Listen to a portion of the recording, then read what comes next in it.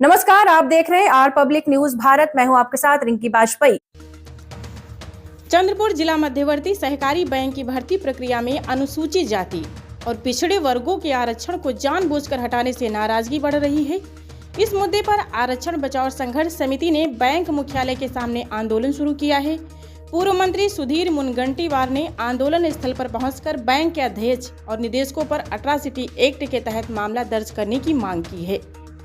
Bank की भर्ती प्रक्रिया में पारदर्शिता सुनिश्चित करने के लिए उच्च न्यायालय ने टीसीएस कंपनी के माध्यम से परीक्षा आयोजित करने का आदेश दिया था। बावजूद इसके फर्जी कंपनी आईटीआई के जरिए परीक्षा आयोजित की जा रही है, जिसमें हजारों गरीब छात्रों के भविष्य के साथ खिलवाड़ किया जा रहा है। भर्ती प्रक्रिया में न केवल अनुसूचित वर्गों का आरक्षण खत्म किया गया है, बल्कि महिलाओं को भी आरक्षण नहीं दिया गया है। राष्ट्रीय पिछड़ा वर्ग आयोग ने इस मामले को गंभीरता से लेते हुए राज्य सरकार से कार्रवाई का निर्देश दिया है। अब मुख्यमंत्री देवेंद्र फडणवीस इस पर क्या फैसला लेते हैं, इस पर सबकी नजरें टिकी हुई हैं। आंदोलनकारी मांग कर रहे हैं कि यह भर्ती प्रक्रिया रद्द की जाए और नए सिरे से पारदर्शिता और आरक्षण के साथ भर्ती प्रक्रिया शुरू की जाए।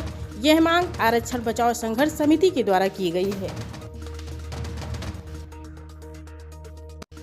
चंद्रपुर मध्यवर्ती सहकारी बैंक में जो 360 पदों की भर्ती प्रक्रिया शुरू है, उसमें मागास वर्गीय SC ST OBC NT ये इस प्रवर्ग के जो घटक है जातियां है, तो उनको आरक्षण नहीं दिया गया है, क्योंकि इन्होंने जो कहा है कि हमने सहकार आयुक्त और शासन के न्याय विधि विभाग से जो उनका जो कहना था उसके हिसाब से हमने काम किया है, हमने आरक्षण के हिसाब से नहीं रखा है।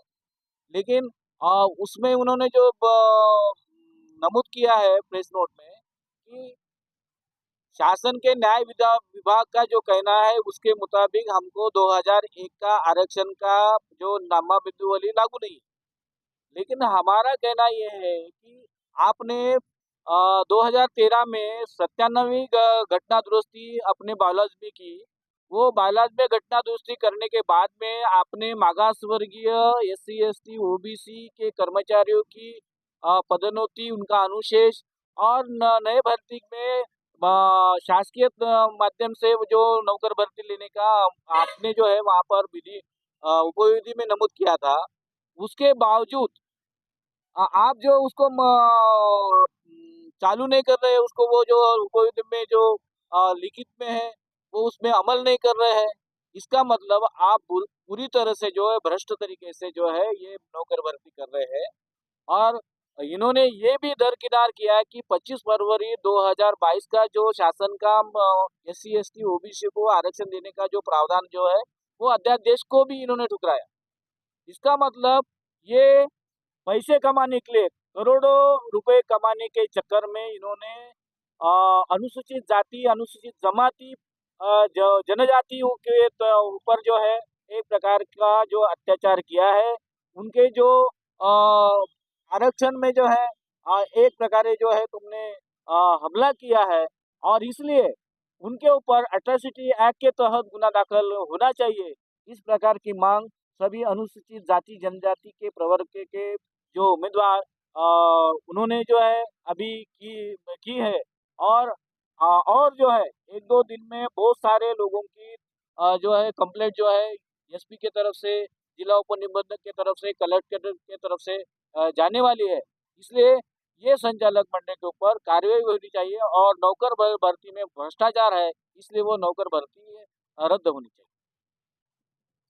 चंद्रपुर जिला मध्यवर्ती बैंक भर्ती प्रक्रिया में बहुत बड़े पैमाने में आरक्षण पे धांधली की है। ये प्रक्रिया जो भारतीय संविधान के तहत होने की होना था वो नहीं हुई है। जो आरक्षण से पीड़ित लोगों को न्याय मिलने को होना वो ना दिया गया है। इसलिए CDC बैंक, जिला मध्यवर्ती बैंक के संचालक, मैनेजर और व्यवस्थापक पे फौजदारी गुना दाखिल करके इनको आजीवन कारावास घोषित किया जाए। ये हमारे आरक्षण बचाव समिति की तरफ से मांग है।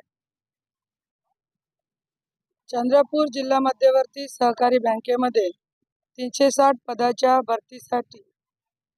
भरतीची जी प्रक्रिया सुरू आहे त्याच्यामध्ये तेथील संचालक मंडळाने, तिच्या कार्यकारी मंडळाने आरक्षणाचा कुठल्याही प्रकारचा तिथे उल्लेख केलेला नाही.